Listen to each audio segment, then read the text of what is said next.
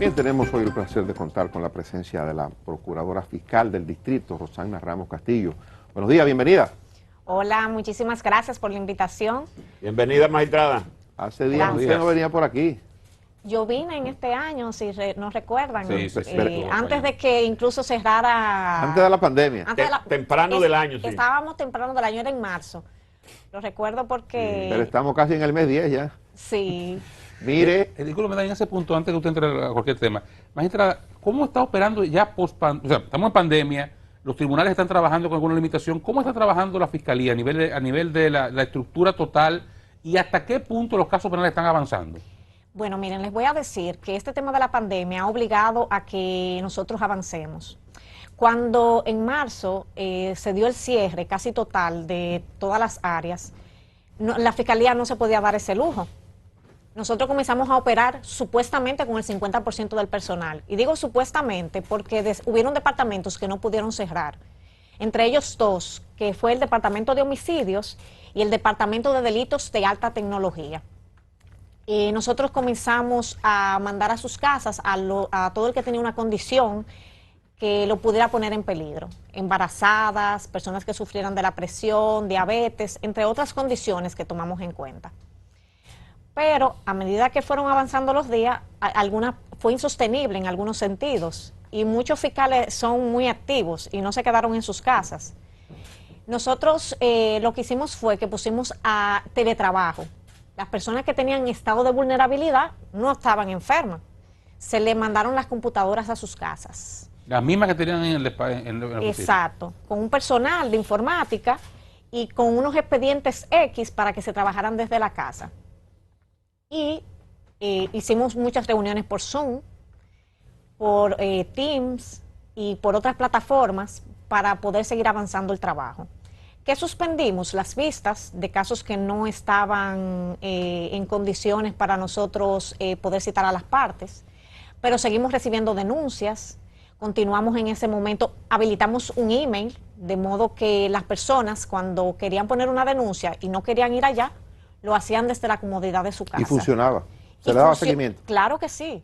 Funcionó. Inclusive en estos días de la pandemia, al principio, nos entró un caso grande que tenía que ver con Metrocrédito y que donde tengo muchísimas víctimas. Estamos trabajando el caso desde ese día. Entonces ha sido una experiencia para nosotros, inclusive conociendo la medida de coerción por esta plataforma, donde los fiscales se cuidó mucho de que los imputados no se contagiaran. Realmente en el distrito tuvimos mucho cuidado, mucho protocolo, pero también tuvimos mucha suerte, porque ustedes saben que las enfermedades no es algo donde tú puedas ejercer un control real, y más cuando estamos frente a una enfermedad que poco conocemos. Entendiendo las condiciones de que una persona que es detenida primero pasa por un destacamento, luego de ese destacamento lo trasladan allá a Ciudad Nueva y tienen contacto con muchas personas.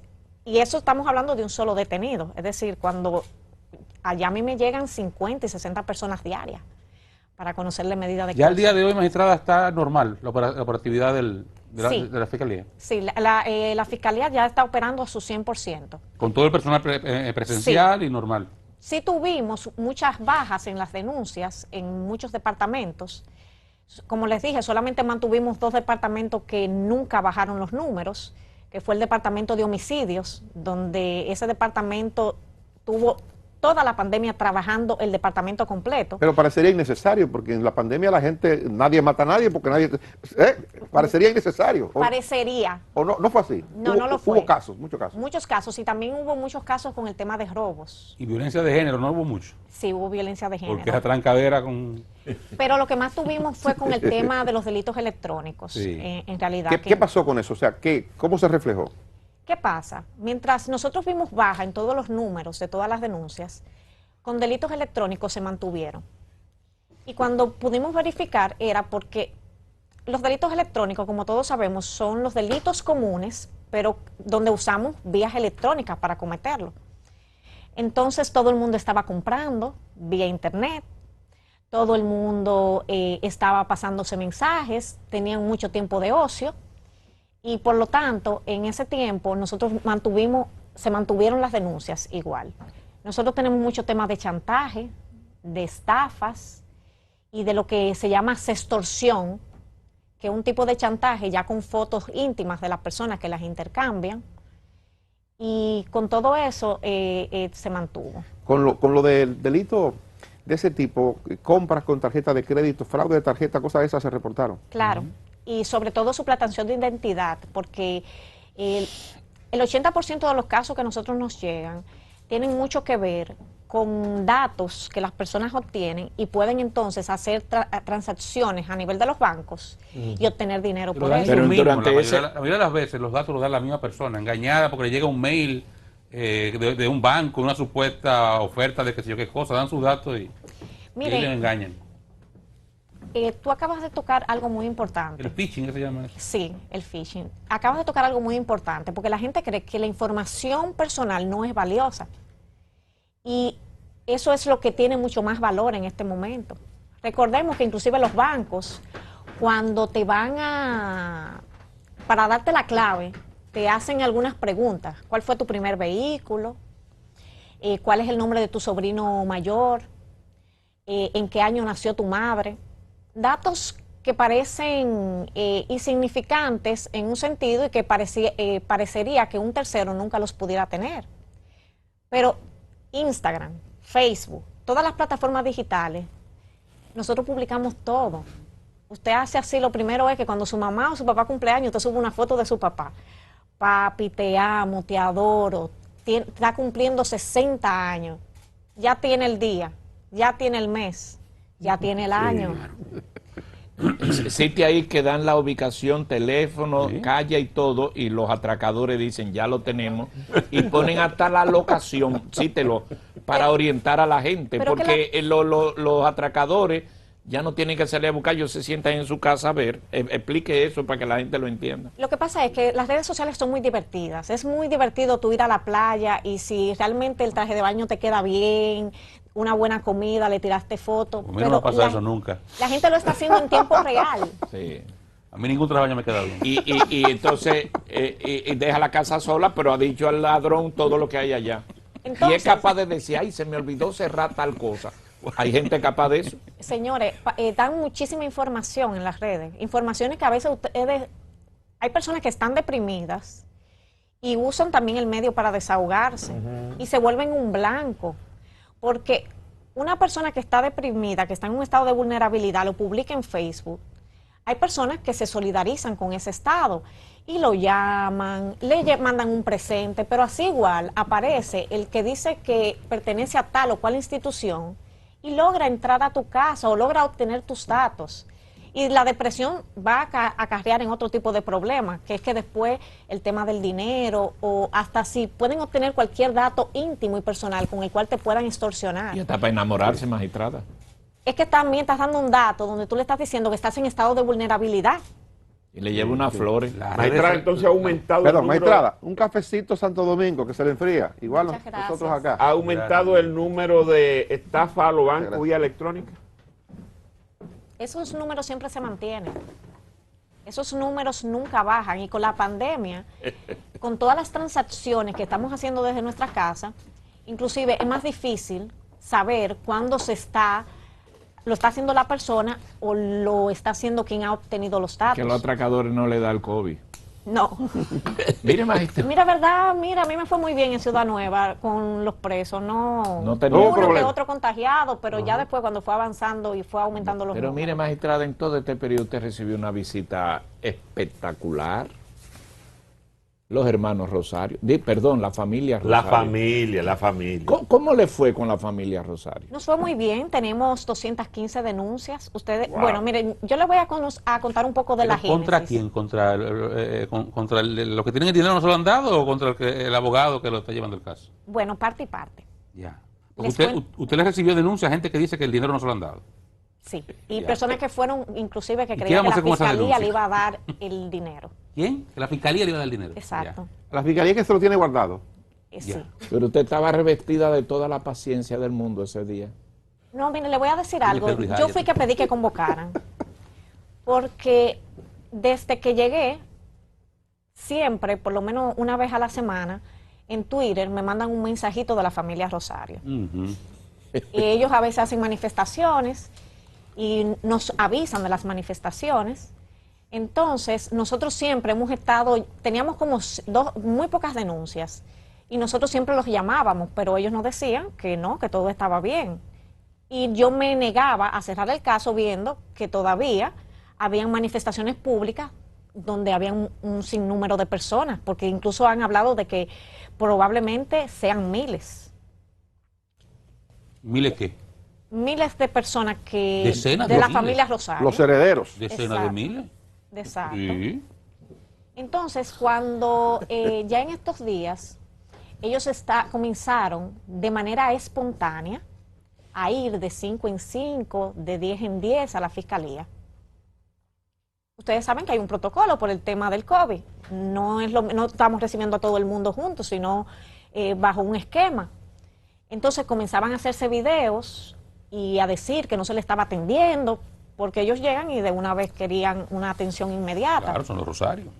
Gente rica. Entonces, hicimos una dinámica, que fue la de coordinar cómo le íbamos a recibir la denuncia. Primero habilitamos 2 días, que fueron viernes y sábado, bajo un horario X, con un número específico de personas y bajo un protocolo que inclusive fue con una carpa, que manitas limpias, que un código para recibirlos, y le dimos acceso inclusive a la prensa para que viera cuál iba a ser la dinámica.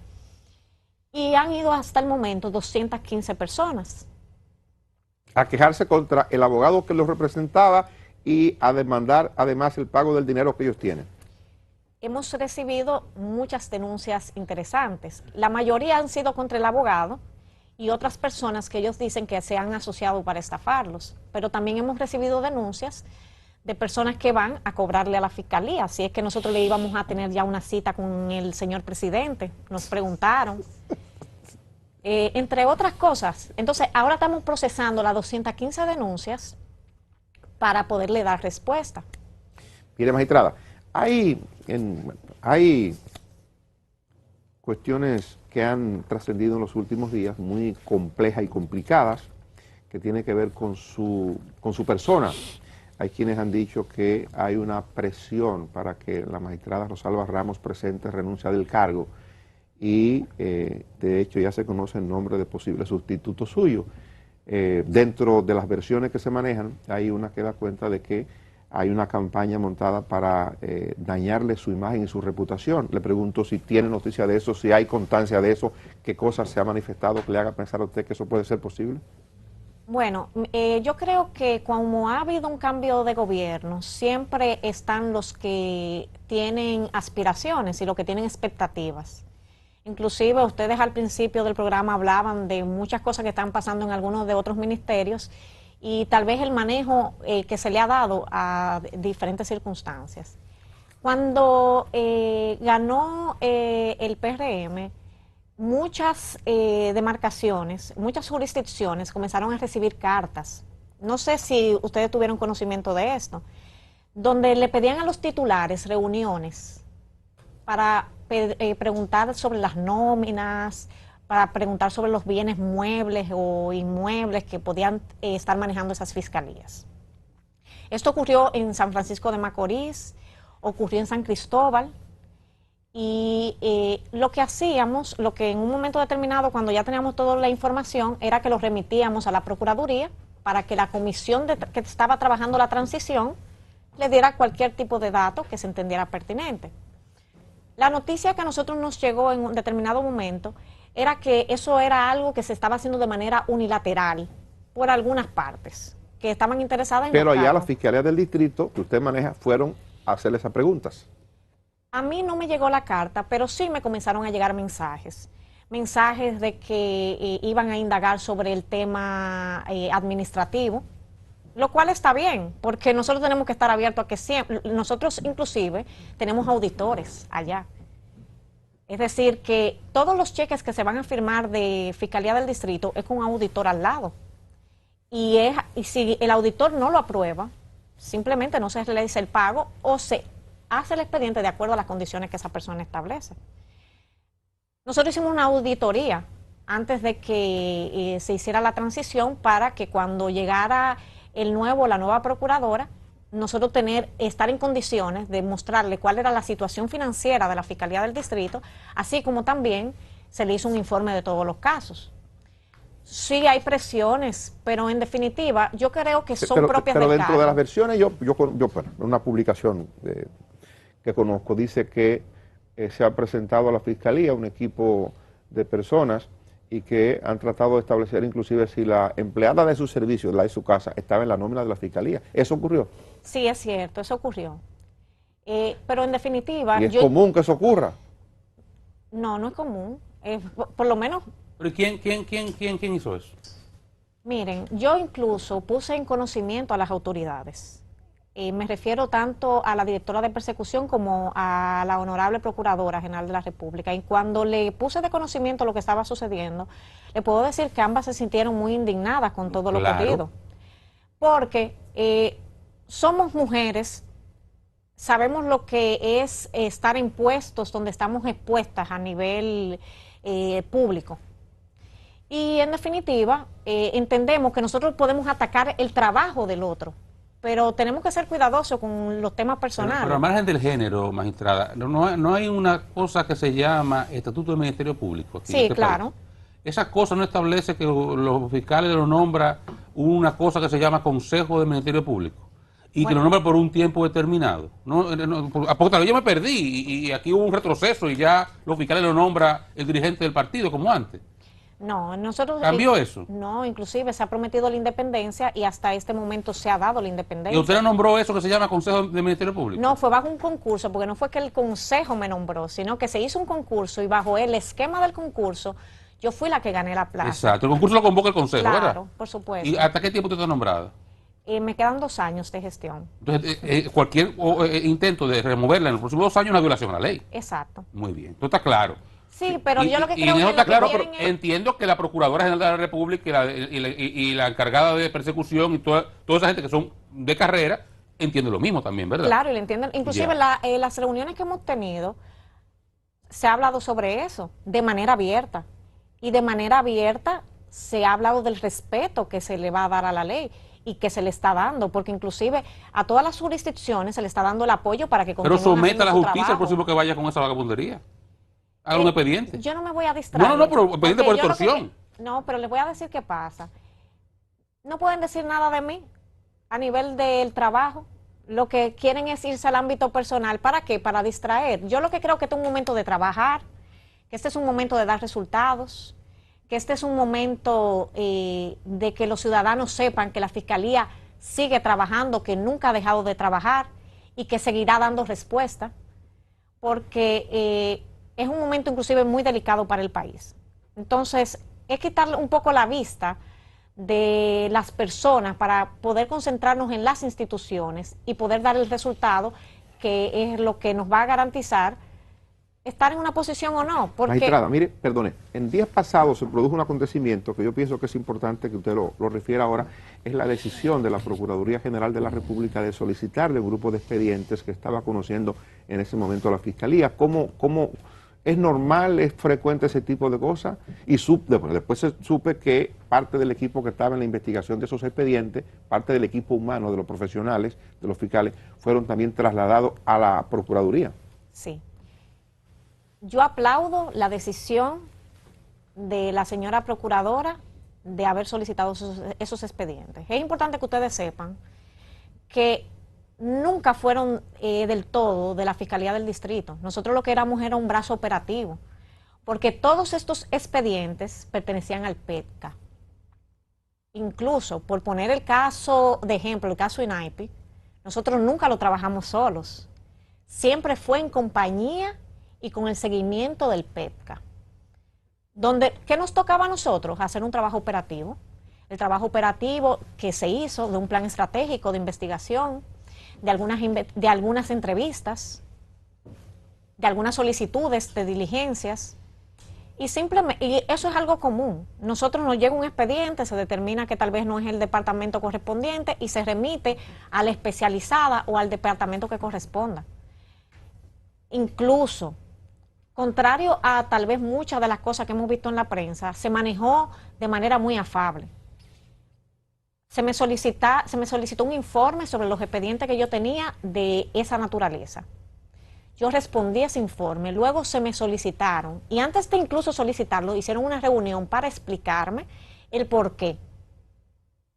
Y yo incluso le dije en la misma reunión a la magistrada, a la honorable procuradora, que no tenía que darme explicaciones, porque es que los fiscales somos soldados. Y como soldados que somos, hay un expediente que está a nuestro cargo, y en determinado momento, y más cuando no corresponde a esa fiscalía, sino que éramos un brazo operativo, la obligación... Así que eso es un procedimiento normal. Totalmente.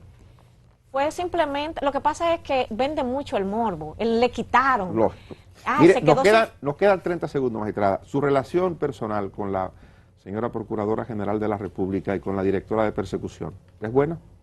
Excelente. Yo incluso trabajé con la magistrada Jenny Berenice. Estaba en el departamento de litigación. Yo tengo 14 años siendo fiscal.